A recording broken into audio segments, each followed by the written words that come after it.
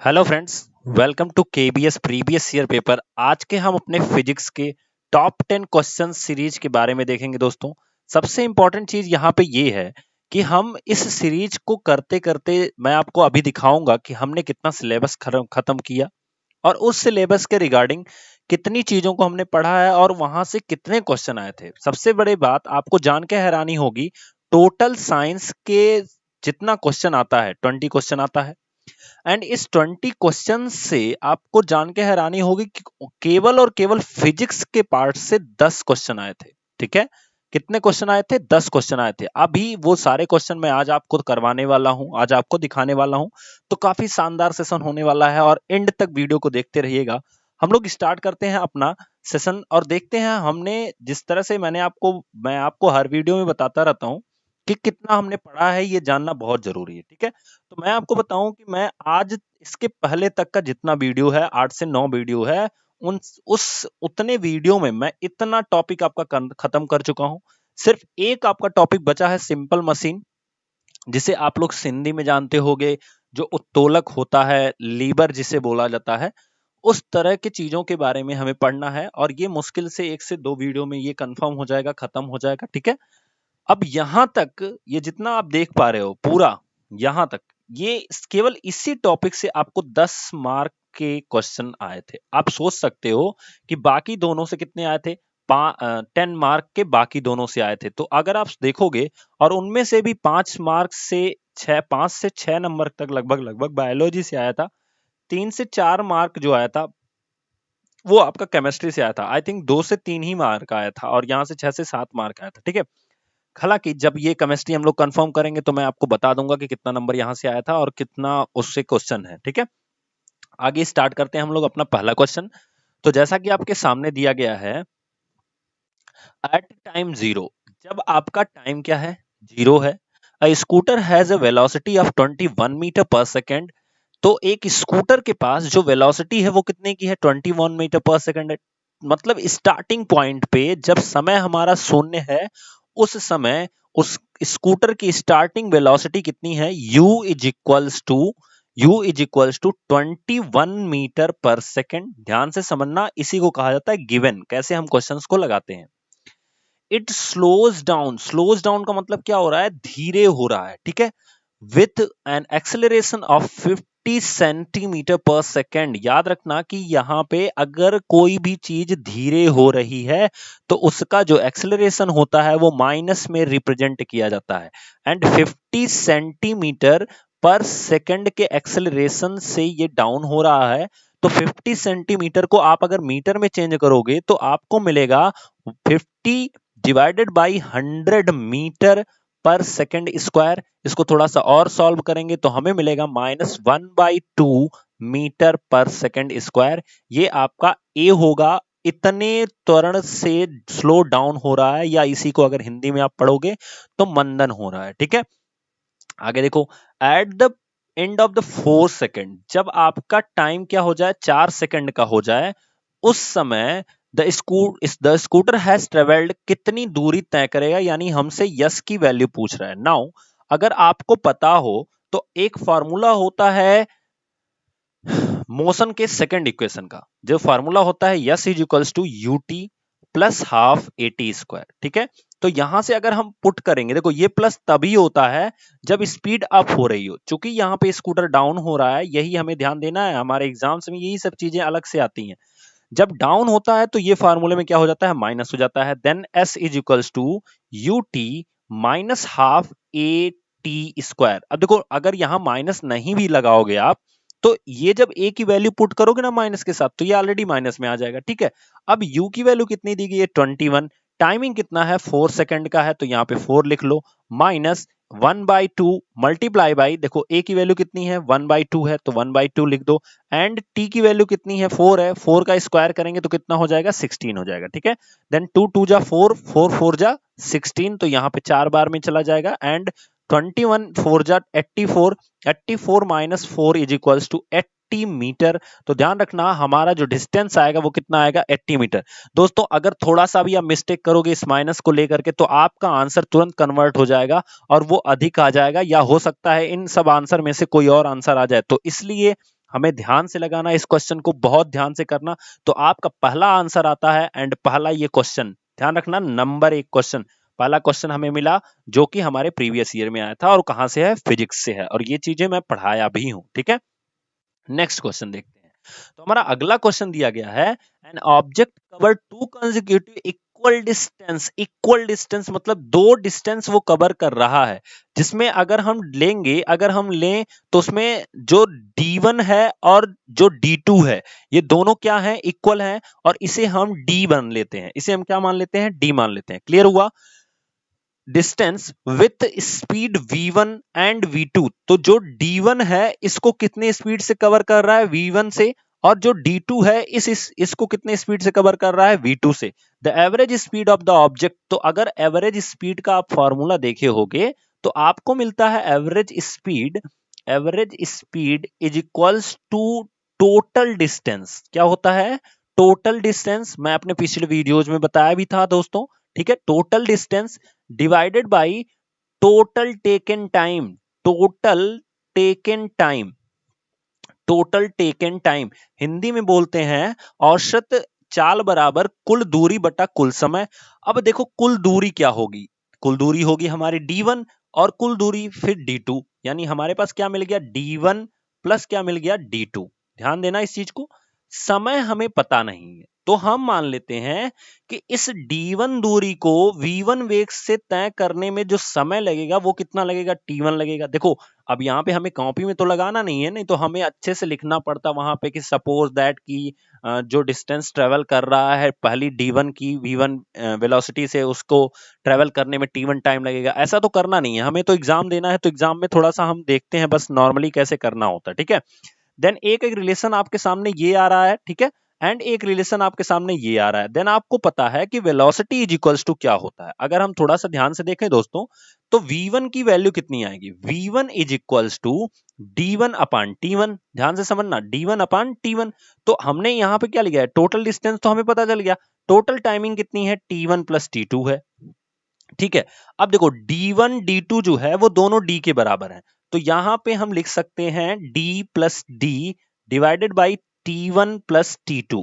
याद रखना d plus D कितना हो गया आपका टोटल, तो 2d is equal divided by t1 plus t2। हमें अगर t1 और t2 का जो फॉर्मूला है वो किस फॉर्म में मिल जाए, वो हमें मिल जाए d के फॉर्म में, तो हमें इजी हो जाएगा। अच्छा देखो d1 की भी वैल्यू कितनी है, d है, तो यहां से हम पुट कर सकते हैं d अपान t1, और t1 की वैल्यू हमें निकालनी है बिकॉज t1 और t2 हमें निकालना है। देन यहां से t1 कितना होगा, देखो v1 is equals to d upon t1, तो t1 को इधर भेज दो, v1 को इधर लेते आओ, तो हमें क्या मिलेगा, t1 is equals to d upon v1। ध्यान देना अगर t1 है तो v1 है। इसी तरह से जब हम सॉल्व करेंगे तो t2 is equals to d upon v2 मिलेगा। क्लियर?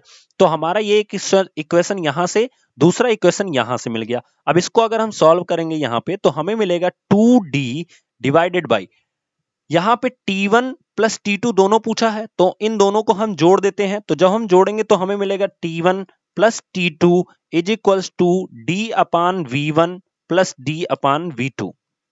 इसको सॉल्व करोगे दोस्तों तो आपको क्या मिलेगा, तो आप देखो एलसीएम हमारा हो जाएगा v1 v2। यहां से हम इस सॉल्व करेंगे तो हमें मिलेगा, आप देखिए ध्यान से v1 कैंसिल होगा, v2 बचेगा और इसका इसमें मल्टीप्लाई कराते हैं। देन हमारा हो जाएगा v2d प्लस v2 से v2 कैंसिल, v1 बचेगा, v1 का इसमें मल्टीप्लाई कराते हैं v1d। अब दोनों में क्या कॉमन है, d कॉमन है, तो इसको हम लिख सकते हैं d common v1 plus v2 divided by v1 v2, और यही वैल्यू हम पुट करेंगे कहां पे, इस t1 प्लस t2 की जगह पे, तो हमें मिलेगा d v1 plus v2 divided by v1 v2। Clear?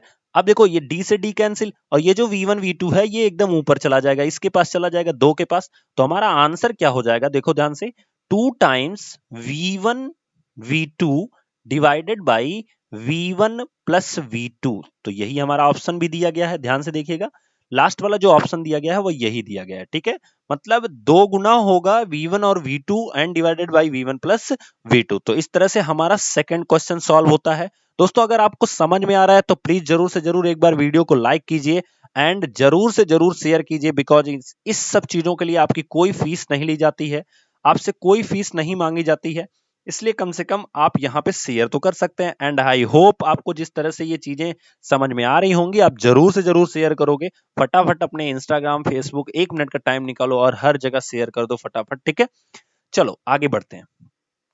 Next question दिया गया है, an open jeep is moving on a straight path with a uniform velocity. एक खुली हुई जीप है जो कि एक सरल रेखीय पथ पर एक समान वेग से गतिमान है। जैसे मान लो ये आपका एक रास्ता है और एक जीप है। ओपन जीप का मतलब जानते हो, जैसे कि कुछ जीप आप देखे होंगे जिसमें आपका इस तरह से बना होता है, शीशा लगा होता है, बट उसमें क्या होता है कि ये जो छत होती है ये नहीं होती है, तो ये छत नहीं है, ठीक है। और जीप में सीट है तो सीट है, और उसकी तरह से जो जीप है वो क्या है, टोटल ओपन है, ठीक है। तो हम कह सकते हैं कि जो जीप है वो ओपन है और इस तरह से ये मूव कर रही है आगे की तरफ, ठीक है। अब क्या कह रहा है, a person sitting on the front seat projects a ball velocity upwards. तो एक इंसान है जो फ्रंट सीट पे बैठा है और वो क्या कर रहा है, एक बॉल को ऊपर फेंक दे रहा है। एक बॉल को क्या कर रहा है, ऊपर फेंक दे रहा है। After some time the ball तो बॉल क्या होगी, falls back on his hand, falls in front of the jeep, falls on the back seat of the jeep, falls outside of the jeep, ठीक है। उसके पहला बॉल क्या होगी, उसके हाथ पर गिरेगी, जमीन के सामने गिरती है, सॉरी जीप के सामने गिरती है, जीप की पिछली सीट पे गिरती है, जीप के बाहर गिरती है। तो याद रखना कि ये जो आप पढ़ रहे हो ना, यहाँ पे ये जो आप पढ़ रहे हो ये क्या होता है, ये सेकंड लॉ ऑफ मोशन, जहां से आपका मोमेंटम निकलता है वो ध्यान देना, वहां से इस सब चीजों के बारे में बात की गई है, ठीक है। तो मोमेंटम का मतलब क्या होता है, चूंकि ये जो जीप है वो यूनिफॉर्म वेलोसिटी में है। अगर आप ध्यान से पढ़ोगे, यही आपको ध्यान देना है, एग्जाम्स के क्वेश्चंस में यही एक दो वर्ड्स होते हैं जो आपका पूरा क्वेश्चन सॉल्व करा देंगे। अब जब यूनिफॉर्म वेलोसिटी से जीप जो है आगे बढ़ रही है, देन आप समझ लो कि ये जो बॉल होगी ये हमेशा उस जो इंसान फेंका है उसी की गोद में आके गिरेगी। जैसे आप कभी भी साइकिल चलाना, मैं आपको बता रहा हूं प्रैक्टिकली करना, साइकिल जब चलाना आप किसी रोड पे, ठीक है, अगर आप यूनिफॉर्म वेलोसिटी से चला रहे हो, एक नॉर्मल स्पीड से चला रहे हो, तो जब आप बॉल को ऊपर फेंकोगे ना तो फिर बॉल आपके ही पास गिरेगी, भले ही आप ट्रेवल कर रहे हो, ठीक है। क्यों, क्योंकि आप वेलोसिटी एंड मास, मास कुछ होगा बॉल का, एंड आपकी जो वेलोसिटी है उसका जो मल्टीप्लाई होता है यू, अगर उसकी आप फेंक रहे हो तो वो आपका यू हो जाएगा, यानी इनिशियल वेलोसिटी हो जाएगी। फिर जब बॉल गिर रही होगी तो उसकी फाइनल वेलोसिटी होगी। तो आप पढ़े होगे द कंजर्वेशन ऑफ मोमेंटम, जहां से mu is equals to mv होता है, सो दैट्स वाई वो उसी जगह पे गिरती है। एंड सेकंड थिंग, एक और प्रैक्टिकली आपको बता रहा हूं, अगर आप साइकिल चला रहे हो, बॉल को जमीन पर पटक दोगे तो वो बॉल फिर से आपके उसी हाथ में आती है, भले ही आपकी साइकिल चल रही होगी, समझे। तो ये दोनों चीजें आपके न्यूटन के लॉ से पूछती हैं। एक चीज मैं आपको बता रहा हूं कि न्यूटन का जो तीनों मोशन का लॉ है वहां से जरूर क्वेश्चन आते हैं। तो आप 3 मोशन के लॉ याद कर लो और उनमें से एक क्वेश्चन आपको मिल ही जाना है। यहां तो हम लोग 2-3 देखेंगे अभी, ठीक है। तो ये हमारा हो गया पहला क्वेश्चन जो कि न्यूटन के लॉ से आया है, जिसमें हमारी जो बॉल होगी वो कहां गिरेगी, उसके हाथ में गिरेगी, जो उसे क्या किया है, ऊपर की तरफ उछाला है। क्लियर हुआ, ठीक है। अगला देखते हैं, an object of 40 KG an object of mass 40 kg moving along a straight line with a horizontal velocity of 15 metre पर सेकेंड। एक ऑब्जेक्ट है, अगर मैं बनाऊं उसे, ध्यान से समझना, एक ऑब्जेक्ट है 40 केजी का, कितने का है, 40 केजी का है, मूव कर रहा है एक हॉरिजॉन्टल लाइन पे, कितनी वेलोसिटी से मूव कर रहा है, तो वेलोसिटी इसकी है, अगर आप देखोगे तो ये मूव कर रहा है 15 मीटर पर सेकेंड से, ठीक है। अब क्या कर रहा है, collides and stick to a stationary wood block of mass 10 KG. एक रास्ते में देखो ये मूव कर रहा है 15 मीटर पर सेकंड से, रास्ते में एक वुड का ब्लॉक है, वुडन ब्लॉक है, जिसका मास कितना है, 10 केजी है। और जब ये टकराया, देखो अब यहां पे फिर मोमेंटम का ही केस है, तो फिर ये दोनों क्या हो गए, स्टिक हो गए, मतलब 40 केजी का जो मास है एंड साथ में ये जो 10 केजी का मास है, ये दोनों स्टिक हो गए। और फिर क्या हुआ, अब आगे पढ़ते हैं, if the surface is smooth, मतलब सरफेस में कोई फ्रिक्शन ना हो, the combined object and wooden block, मतलब ये जो ऑब्जेक्ट एंड वुडन ब्लॉक है, ये 40 केजी का और ये 10 केजी का, ये दोनों कंबाइंड ऑब्जेक्ट हो गए, ठीक है। combined object after collision moves along the same straight line with the velocity of, तो ये कितने वेलोसिटी से फिर ये मूव करेंगे। ध्यान रखना कि अब यहीं पे क्या आपका यूज होता है, the law of conservation of momentum. जितना होता है, जैसे टकराने के पहले का जो वेग है और टकराने के बाद का वेग है, यानी कि आप कह सकते हो कोलाइड होने के पहले की जो उनका संवेग है, जिसमें m इंटू वी करेंगे, उसके बराबर होगा कौन सा, टकराने के बाद का। तो अगर हम देखेंगे टकराने के पहले, तो हमारे पास m1 जो है वो कितना है 40 केजी, m2 है वो कितना है 10 केजी, u जो है हमारा ये जो u1 है ये 15 मीटर पर सेकंड का है, एंड u2 जो है दोस्तों वो कितना है 0 मीटर पर सेकंड का है, बिकॉज ये वुडन ब्लॉक जो है वो स्टेशनरी है, मतलब स्थिर है, वो रुका हुआ है। ठीक है, अब क्या हो रहा है कि ये दोनों मिल जा रहे हैं, देन यहाँ पे क्या हो जा रहा है, m1 प्लस m2 जो है वो मिलके चल रहे हैं कितने वेलोसिटी से, v वेलोसिटी से। इसका मतलब फर्स्ट केस और सेकंड केस क्या होना चाहिए, इक्वल होना चाहिए। तो यहाँ पे हम क्या करेंगे, m1 u1, इस केस में हमारा होगा m1 u1 plus m2 u2 is equals to m1 plus m2 multiply by v। ठीक है, अब देखो m1 की वैल्यू कितनी है 40 केजी, कितने वेलोसिटी से मूव कर रहा है 15, देन प्लस m2 की वैल्यू कितनी है 10 केजी, देन यहाँ पे वेलोसिटी 0 है, और इन दोनों को अगर हम ऐड करेंगे तो कितना हो जाएगा 50 केजी, एंड यहाँ पे हमें वेलोसिटी फाइंड आउट करनी है, तो ये हमारा 0 हो जाएगा। अगर हम इसको सॉल्व करेंगे तो ये हो जाएगा 15 4 जा 60 यानी 600 is equals to 5 0 and multiply by v। 0 से 0 क्या हो जाएगा कैंसिल, देन इससे काटोगे आप तो आपका आ जाएगा 12 मीटर पर सेकंड। तो ये हमारा आंसर होगा 12 metre per second, answer number C होगा। आई होप आपको दोस्तों समझ में आ रही है चीजें। अगला देखते हैं, an object is covering distance in direction proportion to the square of the time elapsed, what conclusion can be drawn about the motion of the object। Hindi में लिखा है, कोई पिंड इस प्रकार की गति करता है कि उसके द्वारा चली गई दूरी जो है वो समय के वर्ग के अनुक्रमानुपाती है। देखो मैं अगर आपको बताऊं कि एक इक्वेशन आता है हमारा सेकंड इक्वेशन, इसमें क्या होता है ut plus half at square. ठीक है, तो ये जो डिस्टेंस है ये तभी इस स्क्वायर के बराबर हो सकती है जब ये ना हो, और ये कब नहीं होगा, चूंकि इस t के स्क्वायर के बराबर होना है तो t तो 0 हो ही नहीं सकता। इन दिस कंडीशन आपकी जो u होती है वो क्या हो जाएगी, 0 हो जाएगी। जैसे मैं आपको बताऊं, यहाँ पे लिखा गया है कि एक जो आपका पिंड है वो जो समय लेता है, जैसे मान लो अगर 1 सेकंड चल रहा है तो 1 मीटर चलेगा, अगर वो 2 सेकंड ले रहा है तो वो 4 मीटर चलेगा, अगर 3 सेकंड ले रहा है तो वो 9 मीटर चलेगा। समझ रहे हो, मतलब कि जितने सेकंड ले रहा है इसके स्क्वायर के बराबर वो डिस्टेंस कवर कर रहा है। ठीक है, तो हमें क्या दिखाना है, फाइनली हमें दिखाना है S is proportional to T square. तो ये कैसे होगा, अगर हमारा u यानी प्रारंभिक वेग या इनिशियल वेलोसिटी क्या हो जाए 0 हो जाए, देन ये वैल्यू क्या हो जाएगी 0 हो जाएगी। बचेगा क्या 1/2, तो ये तो कांस्टेंट है, इससे कोई मतलब नहीं रहेगा, ये इतना ही रहेगा। वेरी कर सकता है a, तो a जब हमारा कांस्टेंट हो जाए, ध्यान से समझना, जिस तरह से 1/2 कांस्टेंट है इसी तरह से हमारा जो एक्सेलरेशन है वो क्या हो जाए, कांस्टेंट हो जाए, देन हम कह सकते हैं s is proportional to T square. Then हम अब आते हैं क्या क्या दिया है ऑप्शन में, the object is moving with 0 acceleration, तो ये गलत है, मैंने क्या बोला, एक्सेलरेशन जो है वो हमारा क्या हो जाना चाहिए, कांस्टेंट हो जाना चाहिए, जिस तरह से 1/2 कांस्टेंट है। The acceleration of the object is constant, बिल्कुल ये हमारा आंसर होगा कि पिंड का जो त्वरण होगा वो क्या हो जाएगा, नियत हो जाएगा। ठीक है, नेक्स्ट क्वेश्चन देखते हैं। तो दिया गया है, ये क्वेश्चन आपके फिजिक्स का नहीं है बट ऐसे ही आ गया तो मैंने इसको इन्वॉल्व कर दिया। बहुत सिंपल सा क्वेश्चन है, देखो लिखा गया है the resources of water on the earth are, क्या है रिसोर्सेस हमारे वाटर का हमारे अर्थ पे। तो आप देखोगे पृथ्वी पे जल के संसाधन कौन कौन से हैं, तो महासागर है, हिम है, वर्षा है, भूमिगत जल है, सारे के सारे हैं, इसलिए द बेस्ट आंसर ये होगा। ऐसा नहीं है कि मानसून वर्षा नहीं है और समुद्र महासागर नहीं है, लेकिन इसमें सारे के सारे आ जाते हैं, इसलिए हमारा सिंपल सा आंसर क्या हो जाएगा, महासागर, हिमवर्षा और भूमिगत जल यानी ocean, snow and rain underground water. ठीक है, नेक्स्ट देखते हैं, what second is a unit of. अब देखो अभी कल ही हमने वीडियो में पढ़ा था, तो आपको जैसे ही वाट मिला ना, आप तुरंत पावर का फार्मूला लिखो, पावर इज इक्वल्स टू वाट।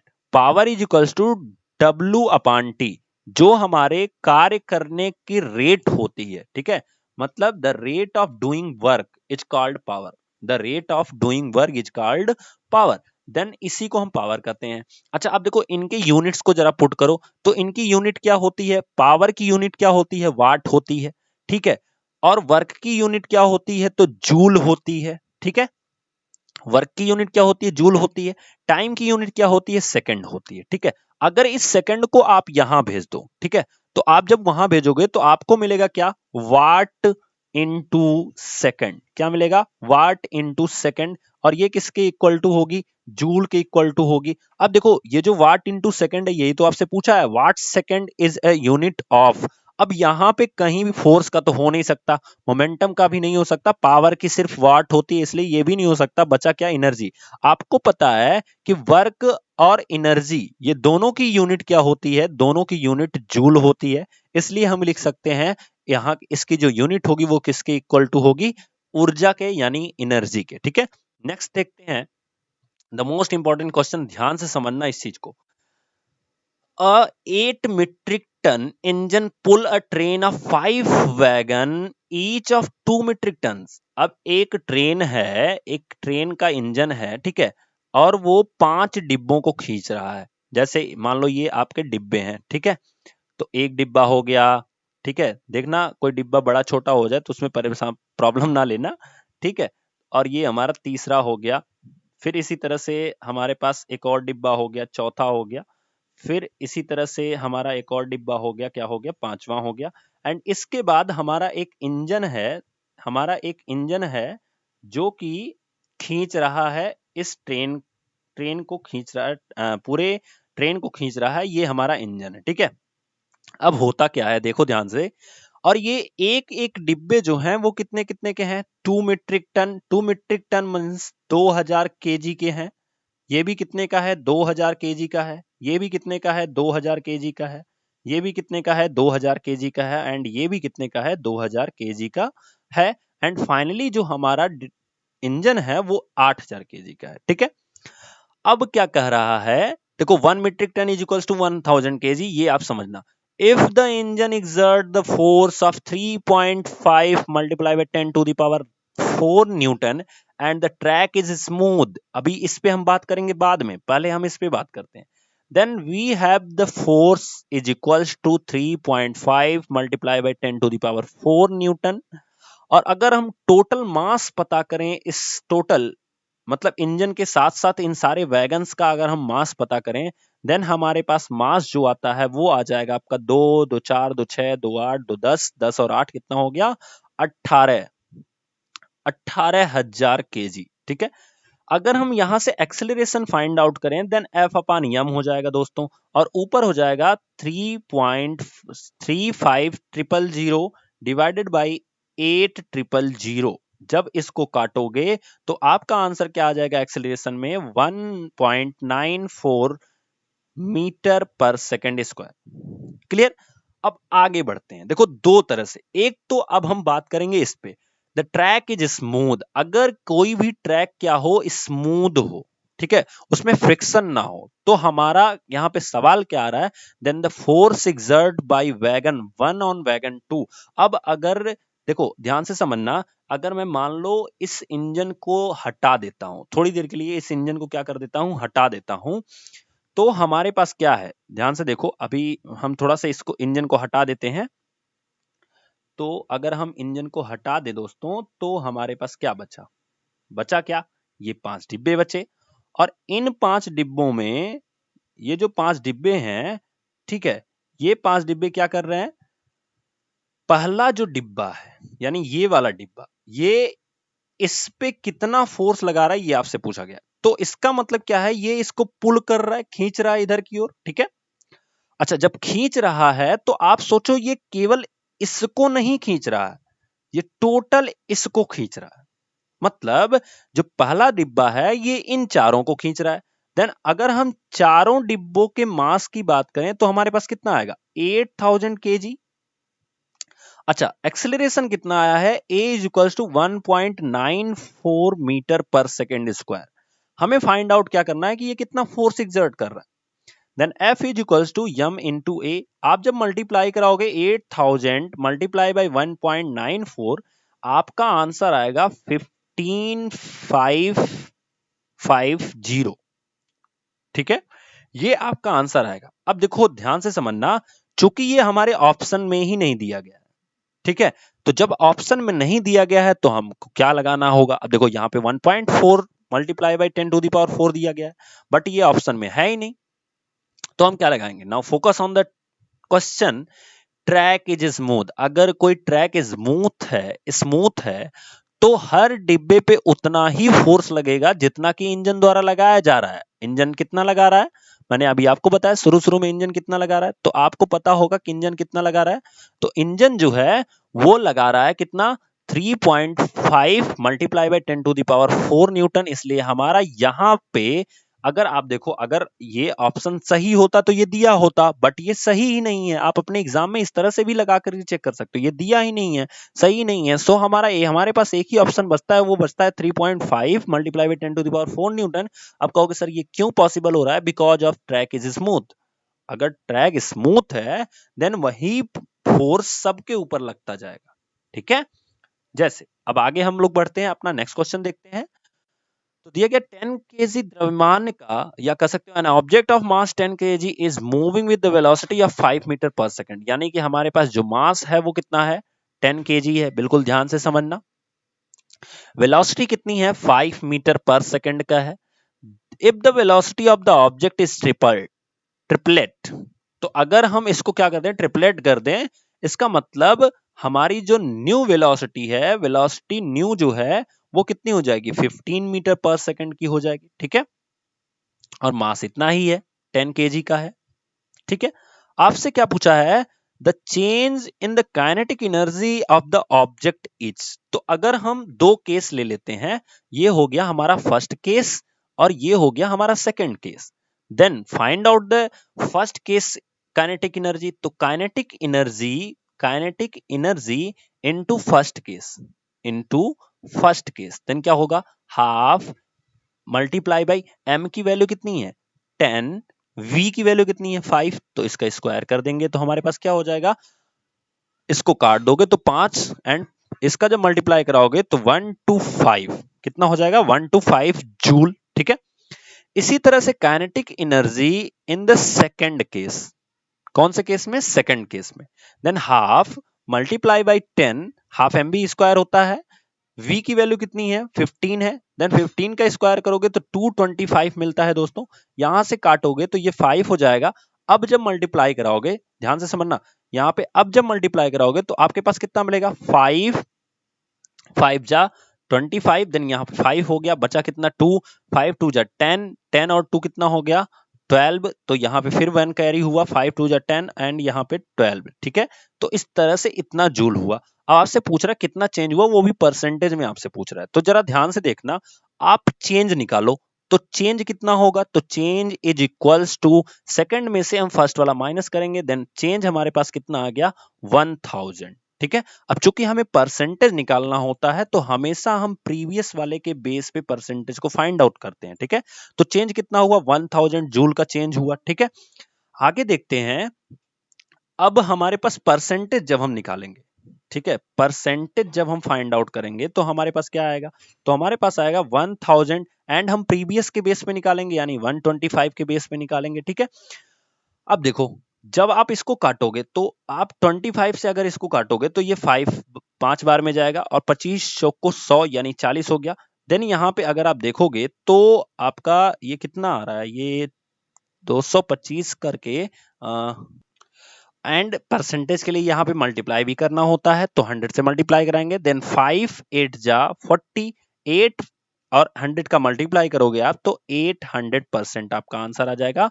इस तरह से हमारा ऑप्शन कौन सा सही हो जाएगा, सी नंबर। ठीक है, नेक्स्ट क्वेश्चन पे आगे बढ़ते हैं। तो दिया गया है, if the distance time graph of the motion of N object is a straight line. ध्यान देना, आपको डिस्टेंस टाइम ग्राफ मैंने आपको पढ़ाया भी था। अब अगर ये जो ग्राफ है ये किसको रिप्रेजेंट करे, ये आपके डिस्टेंस को रिप्रेजेंट करे, किसको रिप्रेजेंट करे, डिस्टेंस को रिप्रेजेंट करे, एंड ये जो नीचे वाला ग्राफ है ये किसको रिप्रेजेंट करे, टाइम को रिप्रेजेंट करे। मतलब आपका जो एक्स एक्सिस है ये डिस्टेंस को रिप्रेजेंट करे, एंड जो वाई एक्सिस है ये किसको रिप्रेजेंट करे, सॉरी ये जो एक्स एक्सिस है ये टाइम को रिप्रेजेंट करे, एंड ये किसको रिप्रेजेंट करे, डिस्टेंस को रिप्रेजेंट करे। और कह रहा है कि ये क्या होना चाहिए, ये एक स्ट्रेट लाइन होना चाहिए but not parallel to the time axis. मतलब इस तरह की स्ट्रेट लाइन नहीं होनी चाहिए, मतलब यहां से ऐसे खींच करके इधर नहीं चलनी चाहिए। अब ये अगर इधर नहीं चलेगी तो इसका एक ही तरीका है, ये लाइन इस तरह से चलेगी तभी ये स्ट्रेट लाइन होगी, ठीक है। then it may be conclude that the object is moving with her increasing acceleration। कैसे increasing acceleration होगा, आप देखो यहाँ 0 पॉइंट पे अगर टाइम हम 1 सेकंड लेते हैं, 2 सेकंड लेते हैं, 3 सेकंड लेते हैं, 4 सेकंड लेते हैं, ये ग्राफ हमने बना लिया।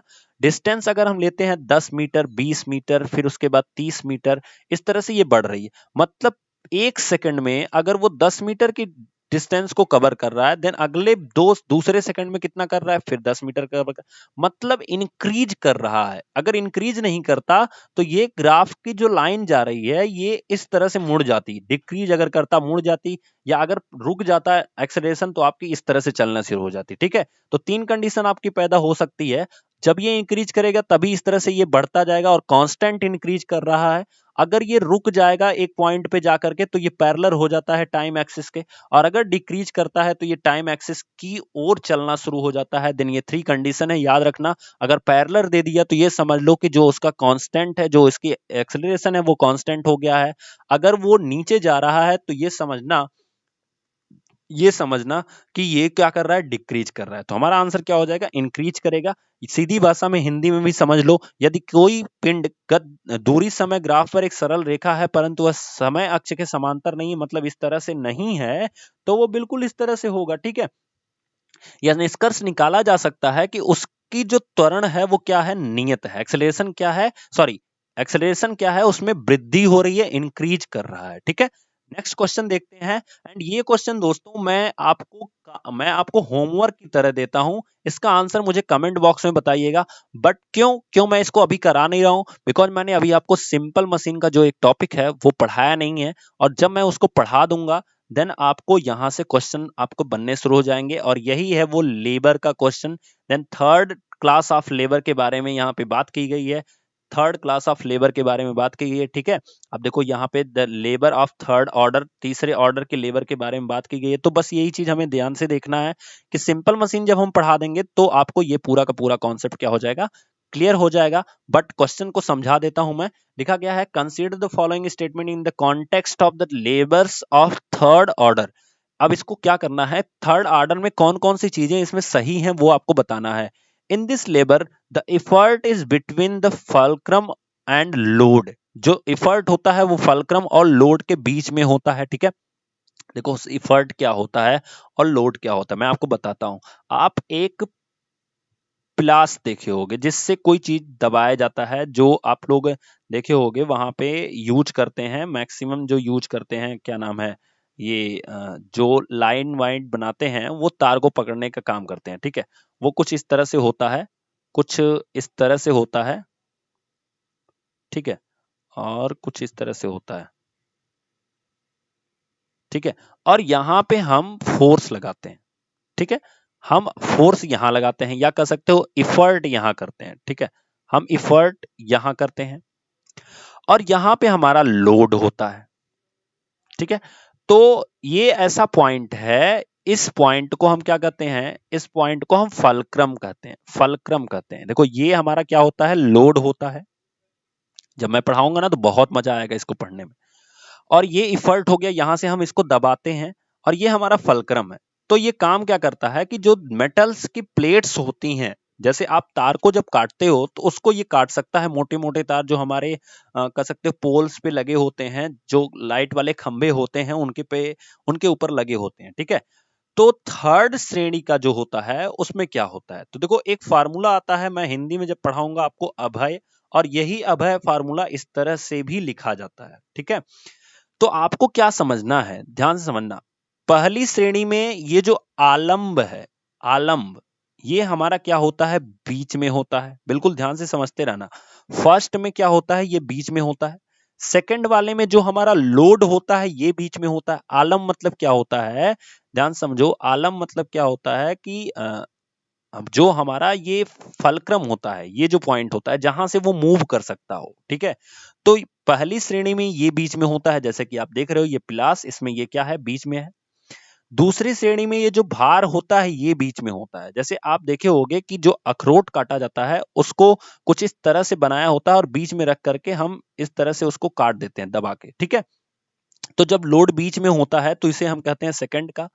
एंड आयास जब हमारा इफर्ट क्या होता है, बीच में होता है, तो वो थर्ड में आता है। तो थर्ड श्रेणी की बात की गई है। अब हमारा इफर्ट, ठीक है, तो यहां पे क्या लिखा गया है, in these labours the effort is between the fulcrum and load. यही तो मैं आपको समझा रहा हूं, हमारा इफर्ट, इफर्ट कहां होना चाहिए, अगर वो बीच में आ जाए तो किनारे किनारे कौन होगा, एक फलक्रम होगा और एक लोड होगा। इसका मतलब जो हमारा पहला स्टेटमेंट है वो क्या है, सही है, ठीक है। तो पहला तो सही हो गया। अब देखो उसके अकॉर्डिंग या तो ये आंसर सही हो सकता है या तो ये या तो ये, बस एक तो हमारा कैंसिल हो गया। अब आपको ढूंढना है कि बी और सी में कौन सा सही है, ठीक है। तो लिखा गया है इस श्रेणी के उत्तोलकों का यांत्रिक भार एक से अधिक होता है। जो थर्ड के होते हैं इनका यांत्रिक भार, अब मैं जब पढ़ाऊंगा तब मैं आपको बताऊंगा कि कितना होता है, एक से अधिक होता है या एक से कम होता है। वहां पे हम लोग देखेंगे मैकेनिकल एडवांटेज जो होता है वो कितना होता है, वो एक से ज्यादा होता है, एक से कम होता है। ये सारी चीजें मैं नेक्स्ट वीडियो में बताऊंगा। अभी मैंने थोड़ा सा इंट्रोडक्शन दिया और इस फार्मूले को हम लेके चलेंगे, काफी आसानी से चीजों को पकड़ लेंगे, ठीक है। तब तक के लिए थैंक यू दोस्तों। अगर आपको वीडियो पसंद आई हो तो जरूर कमेंट बॉक्स में मुझे बताइएगा। तब तक के लिए थैंक यू सो मच।